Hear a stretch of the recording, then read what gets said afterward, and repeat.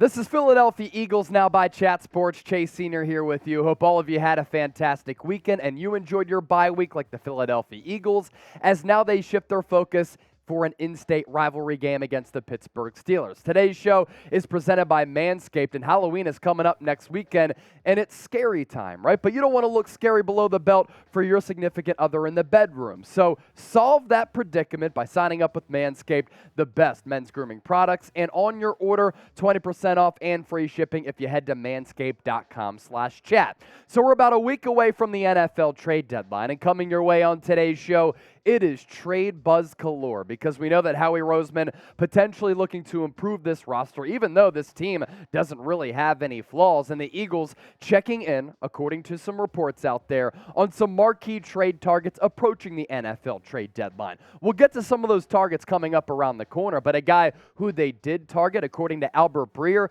Christian McCaffrey, before he got dealt to the San Francisco 49ers. According to Breer in his column, Philadelphia offering a third or a fourth-round pick in exchange for Christian McCaffrey, but the 49ers offer was the best one out there, and that's why Carolina took it. San Francisco sending to the Panthers a second, third, fourth, and fifth-round pick for Run CMC. And what it says about the Eagles is that they looked into adding a running back. They could still look to add a running back to this roster to back up Miles Sanders, and that's what they did with Christian McCaffrey. Here's more from Breer on this. More calls poured in on Tuesday, with some teams just fishing, offering a third-rounder or a fourth-rounder to see whether a discount was in the offing. The Broncos and Eagles, among those teams, both have general managers who like to investigate pretty much everything. The day clarified who was really in and who wasn't. At the end of the day, it was also the San Francisco 49ers who were in. Now, it is a hefty price to pay for a running back. There's no doubt about that,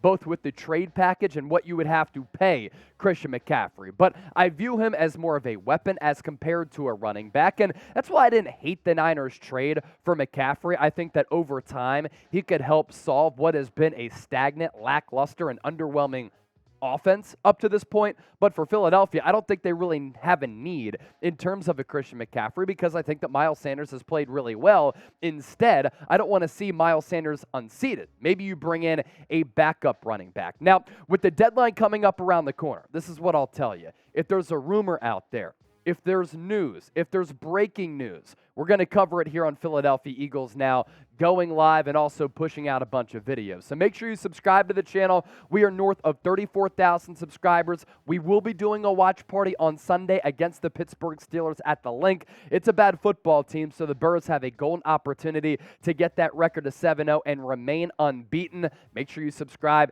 and turn on those notifications. Therefore, you can join us. As for some of the trade targets, let's start breaking these down.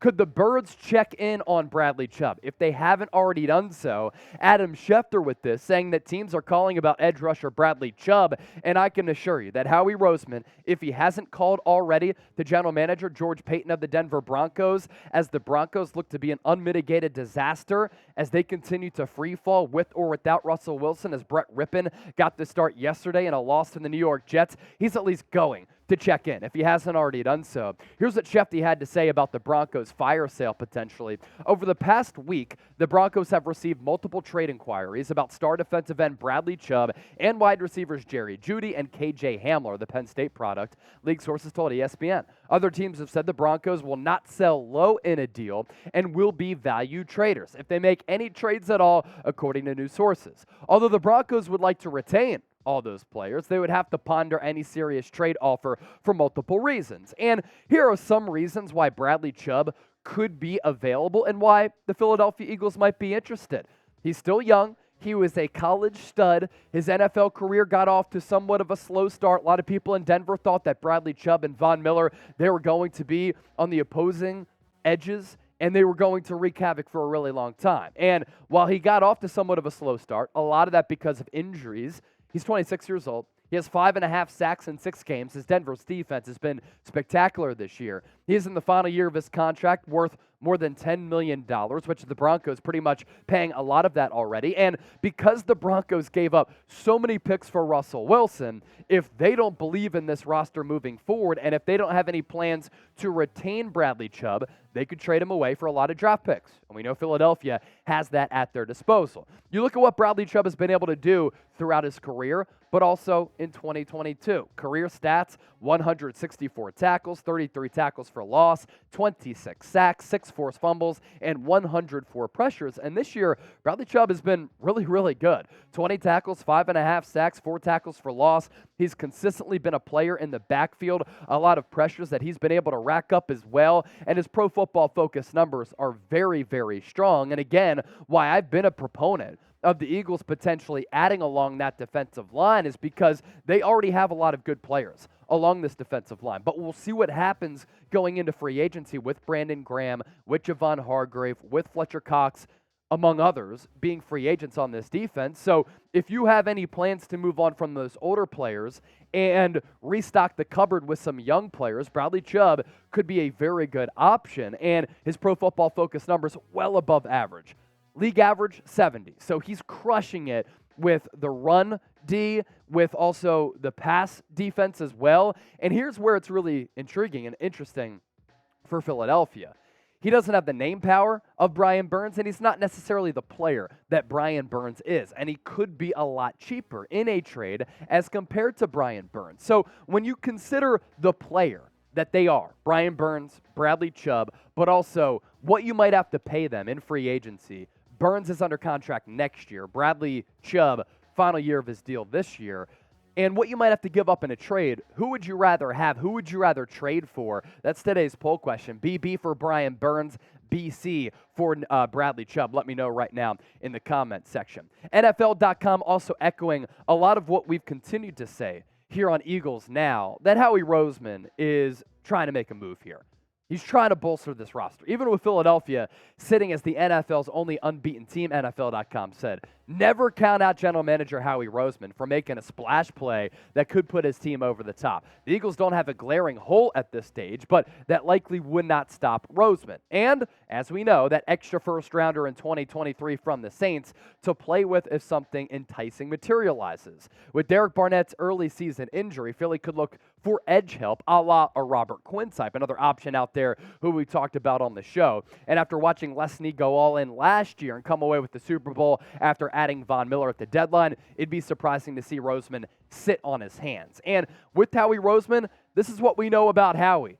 He's never scared, and in this business, you can't be scared. These title windows do not last long. You never know what's going to happen in the National Football League. Your opportunity to win can be very, very small and very, very short. And for Howie Roseman, that's what he's trying to do, trying to bring another Lombardi trophy back, and that's why he's considered to be one of the best general managers in the sport.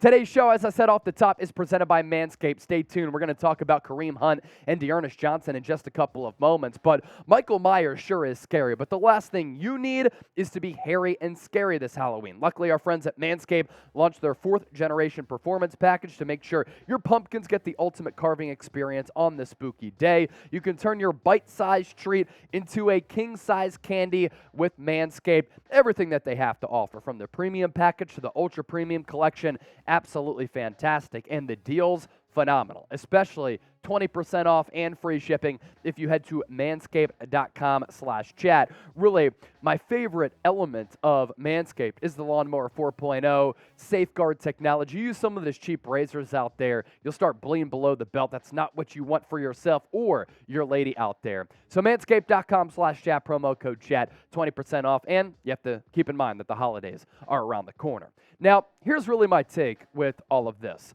When it comes down to running backs, as we now shift gears to Kareem Hunt and D'Ernest Johnson. So if the Birds checked in on a running back like Christian McCaffrey, what does that mean? It means that they're interested in adding a running back. And like I said a little bit earlier, just a few minutes ago, I don't think that you need to bring in a starting caliber running back to replace Miles Sanders. I think that he has been motivated with this being the final year of his deal. I think he's run like it. This is the best offensive line in football, so really whoever you have out there is going to be able to produce, and that's what Miles Sanders has been able to do this year. He stayed healthy. I think he's been the most consistent he's been as a runner since getting drafted in the second round out of Penn State. The speed element has been there, but man, I'll tell you what, you watch some of Miles Sanders' runs this year, and he has really had so much wiggle too. And now that's when we have to factor in Kareem Hunt, because he too has been a backup this year. He's backed up Nick Chubb. And Nick Chubb has been playing really well. And he is one of the franchise cornerstones for the Cleveland Browns. But the Browns right now, folks, are bad. So because of that, reports out there that the Browns are listening to offers on Kareem Hunt. Cleveland right now is a 2-5 football team, and Kareem Hunt is in the final year of his deal. And some of these guys who are in the final years of their contract, they're being shopped, because why not try to get value for a player who you might try to move on from anywhere and not bring back? So why not just get some value back? Now, Kareem Hunt this year, I like his game throughout his entire career, this year as well, because he can run it. He can also be that pass-catching option, and he is a little bit better than the current backup running backs on this team. 66 carries this year for Kareem Hunt behind Nick Chubb, 263 yards, average yards per carry 4. That offensive line been a little bit underwhelming, but also that pass-catching threat, 15 catches, 87 yards, and him as well as D'Ernest Johnson also available on the trade market, according to that reporter that we just popped up who had that report on Kareem Hunt as well. Now, D'Ernest Johnson, not like Kareem Hunt, because this year he's barely been active at all. He's barely played, and him as a backup running back, we saw what he's able to do last year. Really, him not playing as a byproduct of how deep the Browns are at that running back spot. I'd like Kareem Hunt. I'd like D'Ernest Johnson, and I think both of them could be had at a pretty affordable price. Take a gander at what the Eagles' backs have done so far this year. Miles Sanders, through 6 games, he is on pace to run for more than 1,000 yards, even in a 16-game regular season schedule. You add that other game there, and Miles Sanders can make it happen. 105 on the carries, 485 yards, 4.5 yards per touch. Kenneth Gainwell, kind of that short yardage back, surprisingly, because he's not the biggest guy in the world.